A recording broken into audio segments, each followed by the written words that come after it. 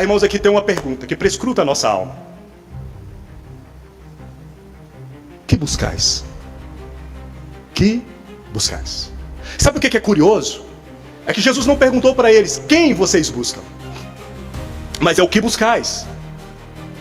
É uma pergunta aberta e muito abrangente. No dia seguinte, João estava outra vez ali, 2 de seus discípulos, e vendo passar a Jesus, disse: eis aqui o Cordeiro de Deus. E os 2 discípulos ouviram-no dizer isso e seguiram a Jesus. Então os discípulos, aqueles 2, não resistiram. Certamente porque aquilo, o anúncio de João, aqui pela segunda vez, apontando o Cordeiro de Deus, era algo que o coração de João já estava cheio, porque ele já anunciava a vinda do Messias. E como aqui está falando de 2 discípulos, fala de João, eram discípulos de João porque eles tinham sido batizados, tinham se arrependido e tinham em vista a vinda do Messias. Estava ali o Messias, o Cordeiro de Deus, diante dos olhos deles. Então a busca da vida de João e dos discípulos era o Messias, o Cordeiro de Deus. Então o fato dos discípulos, ao ouvir João falar, seguir Jesus, era normal, porque o alvo que eles estavam buscando, agora eles iriam perseguir de perto, porque era Jesus que estava ali na frente deles. Mas o versículo 38 diz assim: e Jesus, voltando-se, vendo eles, que eles o seguiam, disse... Irmãos, aqui tem uma pergunta que prescruta a nossa alma. Que buscais? Que buscais? Sabe o que é curioso? É que Jesus não perguntou para eles quem vocês buscam, mas é o que buscais. É uma pergunta aberta e muito abrangente. E ela tem um eco e também fala com as nossas vidas. Porque o Senhor continua nos perguntando: o que você busca para a sua vida? Você vive a sua vida em torno de quê? O que você persegue? Qual que é a sua linguagem? Qual que são os seus pensamentos? O que te motiva? O que te causa emoções? O que aquece o seu coração? Qual que é o assunto sempre frequente na sua boca e nos seus pensamentos? O que buscais? Quando Jesus perguntou isso para aqueles 2 discípulos, ele colocou a pá no coração deles e revirou tudo. É óbvio, como eu acabei de dizer, que aqueles discípulos, eles buscavam o Messias. Mas, irmãos, nós não podemos dar resposta geral sobre a nossa vida para o nosso Senhor. É específico. E Ele nos chama para perto quando Ele nos pergunta. As perguntas e as respostas do Senhor são falas que entram nos nossos corações, porque nunca é aquilo que nós gostaríamos de ouvir. Não é a resposta que nós queremos, mas é aquilo que nós precisamos. Ele sempre nos pergunta aquilo que nós precisamos de sermos perguntados. Ele sempre nos fala aquilo que nós precisamos de ouvir. Não foi diferente com esses 2 discípulos aqui. E você vai ver adiante a ênfase no nome de André aqui. Mas aqui o texto segue, porque Jesus para a caminhada, vira para eles e diz: o que vocês estão buscando? O que vocês querem? Qual que é o objetivo da vida de vocês? Vocês estão atrás de quê? E eles disseram: Rabi, mestre, onde moras? Que estranho a resposta. Não é estranho não. Não é estranho. Porque isso está mostrando o coração daqueles 2 discípulos. Porque Jesus colocou a pá ali, e agora eles estavam expostos. Então o que tinha-se para mostrar era o coração deles. Aí eles perguntaram: onde moras? No versículo seguinte, que é o 39, ele lhe disse, Jesus disse para ele: que resposta bela! Vinde e vede. Vinde e olhe com os seus próprios olhos. Não receba só a notícia, mas experimente disso. Veja com seus próprios olhos.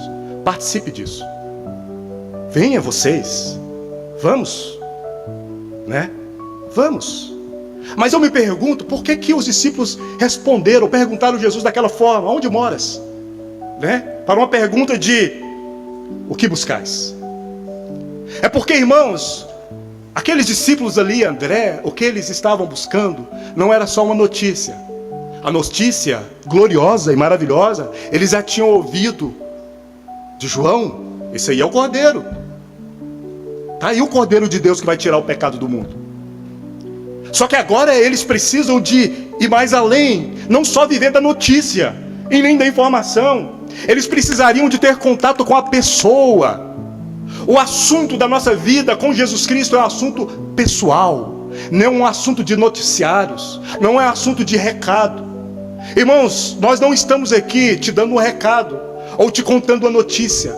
Aqui tem um convite para uma relação com uma pessoa, para você seguir e habitar e conviver com uma pessoa, com Jesus Cristo, e Ele é Deus.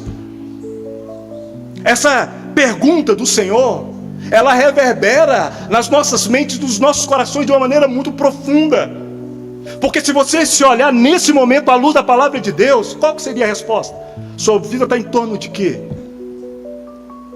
Para os discípulos poder responder, na realidade, eles não queriam somente responder o que buscais. Eles queriam se relacionar com o Senhor. E Jesus disse: vinde e vede. Vejam vocês. O versículo 39 segue dizendo: foram e viram onde morava, e ficaram com ele aquele dia. Essa parte é importante. Ficaram com ele aquele dia. E era já quase a hora 10ª. Algumas traduções vai dizer que era às 4 horas da tarde. Se o horário aqui contado for no horário hebreu, judeu, aí seria 4 horas da tarde. Se for o romano, seria 10 horas da manhã. Só que o que nos ajuda a pensar mais sobre essa questão do horário é o que nós lemos antes.